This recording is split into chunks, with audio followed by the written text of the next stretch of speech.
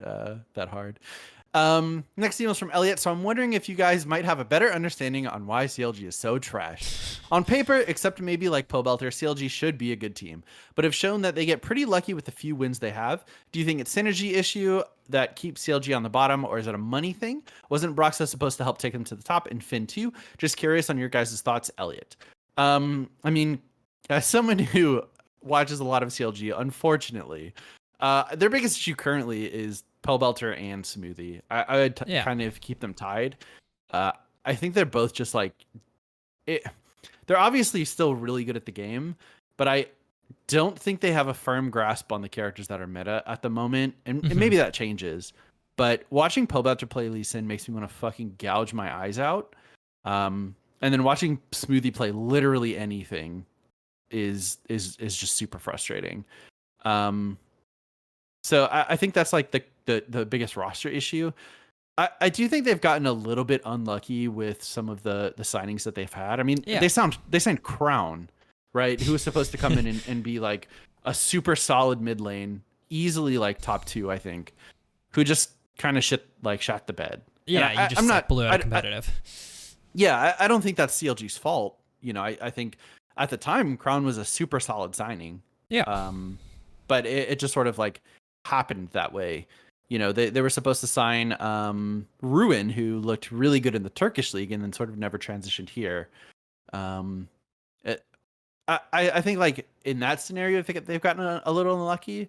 And then I do think it's sort of a money thing. You know, I don't think Madison Square Garden is a poor company, but I don't think that they necessarily value dumping the resources that CLG needs to succeed into the team the way that TSM, Cloud9, Team Liquid, like 100 Thieves is going to, and have been.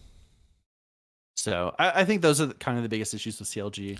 I honestly am fully expecting them to sell their spot kind of in the near they make future. Profit on it. Like the reality is like Schalke selling their spot for what, 30 million? 30 million pounds or whatever. Euros. Euros. Yeah, you're right. Whatever currency it is. Yeah, it's just like, I don't know. That's a pretty big profit turn on it. And I think I would imagine that the NALCS spots are probably more valuable. Probably, I would agree. Like I think that even though LCS is a weaker region, I think typically sponsorships and stuff is just like a bigger market, I guess, in NA. I could be wrong. I could be talking about mass, but I'm pretty certain.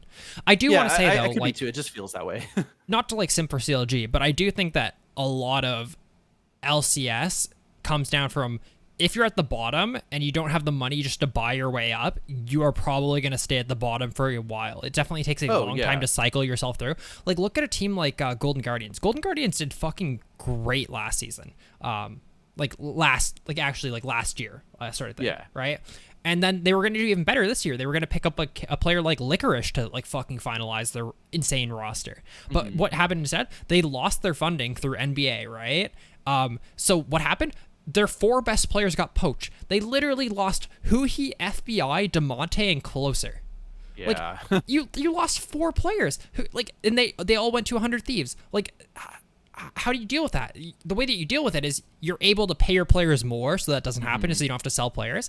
How does a bottom team do that? If you can't get money from winning LCS, you can't get sponsorships because your team isn't doing well, you can't sign bigger streamers to bring in brand awareness. It's just a repeating cycle of like, you're going to make less and less every year playing at this league. You're going to have less and less fans, and you're going to have less money to spend on your roster to actually like make them better. And it just feels, it's such a fucking bad system, I think, man. Yeah, no, I agree. I've talked about this, and I mean, we've talked about this before, where the bottom teams are likely going to stay at the bottom because this is going to sound a little contradictive. There's no benefit for finishing in the bottom, right? In a lot of other sports that have established non-relegation type leagues, there are benefits to finishing towards the bottom. You get a higher, you get a lower placement in the draft, which is beneficial. And that doesn't exist in League. I don't think there is a system that allows it to exist in League currently, or at least in LCS, NALCS. But I don't know. I don't want to say like these teams should just get more money the lower you finish, because that seems kind of like a really shitty Band-Aid fix for it. But at this point, I don't I don't know of any other way to distribute the resources that the way that they should be distributed around the league. Like there's no way that CLG and TSM should be getting the same amount of funding from Riot's profits, because one of these teams is going to be top 3 always, and the other team is going to need to be extremely lucky to place in the top 5. I guess like a good way of looking at it, in my opinion, would be look at any team that's finished bottom 3 in LCS ever, sort of thing, and how did they get out of bottom 3 if they did? Usually it's they didn't and they sold their spot. That's usually the answer. But if they did, it's because they just pumped a fuck ton of money into their org, right? Like when Team Liquid finishes last, they just buy a bunch of players. When 100 Thieves finishes last, 100 Thieves is a fucking massive org. They fucking buy a better coach, buy better players. Like, and when you're an org like CLG, Golden Guardians, I think FlyQuest is probably the best example of someone who's kind of been able to turn it around a little bit.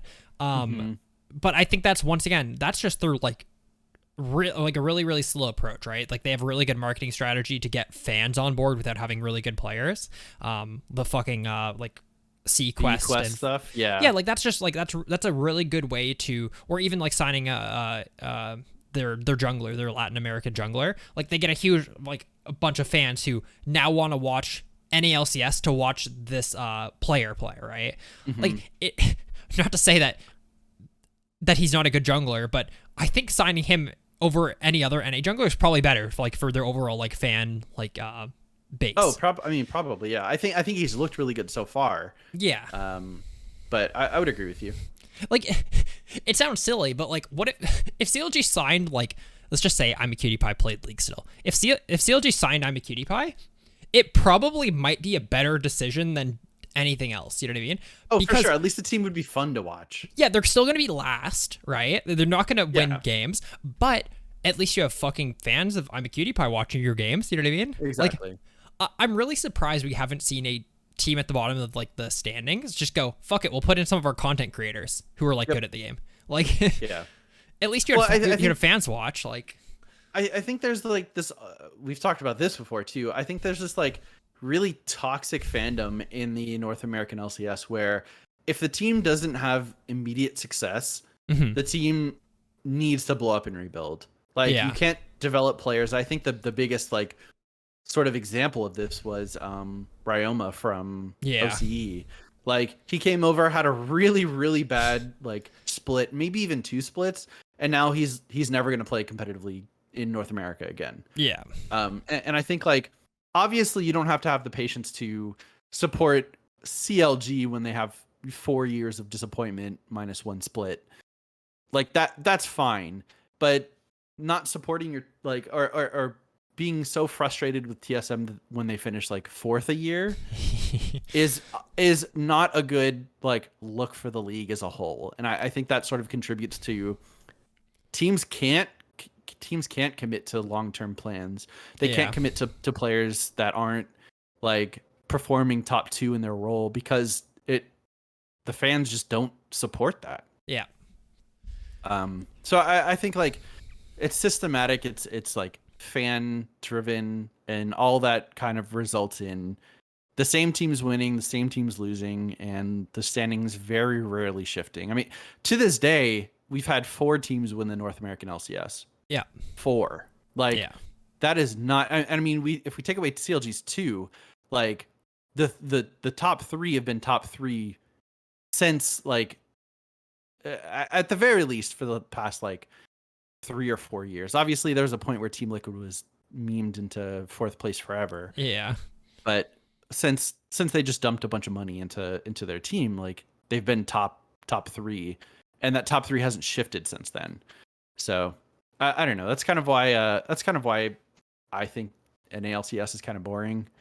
But I mean, same thing with EU, right? Just like franchise leagues do have this problem. I really think you nailed it on the head where in traditional sports, like there's some sort of compensation if you finish last, and in these leagues, it's actually just like the opposite. You're losing fans, you're losing money, it's expensive to run an esports team.